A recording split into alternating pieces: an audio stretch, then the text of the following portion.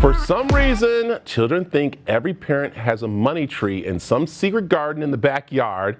And the reason is because they have not been given the money talk. And here with 4 lessons about money your kids won't learn in school is Dahlby. Dahlby. There Dahlby, we go. yeah. Dahlby, how are you, Dawn? Yes, good. Thanks for having me. I'm Good. excited to be here. You know what? I'm excited to have you too. And I know parents out there are probably ready to have you talk with them about talking to their kids. Because, you know, we do talk about the birds and the bees. We talk about stranger danger. We talk about being healthy. We talk about eating anything, but we never talk about money with our kids. Isn't that interesting? Right. And you know, they don't learn this stuff in school either. And we have to set our kids up for financial success. And so we have to take it upon us as parents and even as grandparents to teach our kids the valuable lessons about money. Yeah, and it's not TikTok that they got to stop looking at, because I think they look at TikTok and they see this quick rich and stuff like that. You know, Robinhood is an investment app that they start to look at that can get them in trouble in a way. And that's where it comes to the parents, as you said, and that's where you come in to help. Absolutely. You know, let's talk about the influence around TikTok and Instagram. Our kids are being inundated day in and day out on social media, whether it is Instagram or TikTok, and they're being influenced on how to spend all their money, right? Through all of these ads they're seeing. In fact, some of these kids are getting financial advice online from people that aren't even specialized or experts in that area. And so we as parents, we have to take that influence back into our household. We need to teach our children the true value of money, how money works, how they can prioritize their decision making. And you know what else we need to teach them, Brad? What? Delayed gratification. That our kids cannot have everything they want at any time, because that doesn't serve them as adults either, right? It doesn't. And the thing is, if they get everything now, what if they look forward to, and it sends them down a different path of being broke, of not having money, but helping them save and having that talk. And it's kind of interesting that, you know, we got to have them learn about taxes, because I think they totally forget going, whoa, wait, I got to pay taxes now? It's like, yeah, you spent money or you're making money. That's part of the whole thing. Absolutely. And I think you know, not only taxes, but we have to teach our kids these positive money messages, because whether they like it or not, they are inheriting our thinking and our beliefs about money.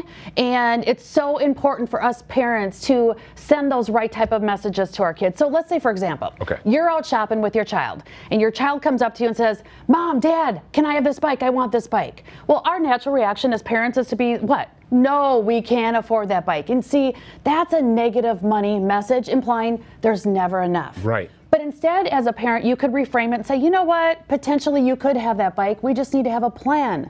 We need to have a plan of how much you're going to contribute and how much a plan of how much the parents are going to contribute. You see, that's a much more positive message that implies there is enough. And I'll tell you, our kids take these messages that we give them and they become their own beliefs, and they take those with them into adulthood, and that really impacts their thinking and their beliefs around money. Yeah, I'm going to ask you about divorce families and how mom and dad are trying to compete with each other of being the best parent, which really can destroy the kids financially. Absolutely. That is such a tough subject in its own. And so, you know, again, it's about the parents being smart and mature, right? They need to be the ones that are smart and mature, and they need to connect, because it's really about the benefit of the child.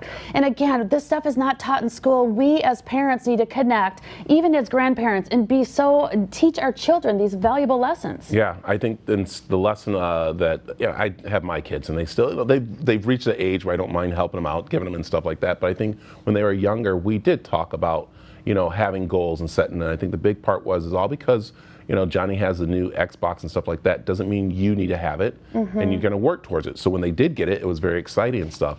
And that's some of the tools that you talk about with them, is actually set them up to be successful. Yes, and teach them how to budget. And you know, how do you teach kids how to budget? You got to give them money, right? And so I personally believe that all kids should get an allowance. I believe that they should get an allowance not for doing household tasks, but literally just to learn about money. And you know, if you know, parents come to me all the time and they're like, Dawn, well, how much should I give my child, right? And it all depends on the age of the child. It depends on the household income and budget. But here's the thing. I believe if your child is in middle school or younger, like literally give them physical cash. Let them go spend that cash. Take them to the store. Teach them how to prioritize their spending. Now, if you have teenagers, I believe you should give them debit cards. You should give them, put cash on a debit card and let them go spend money. Let them budget. And you know what else? Let them fail.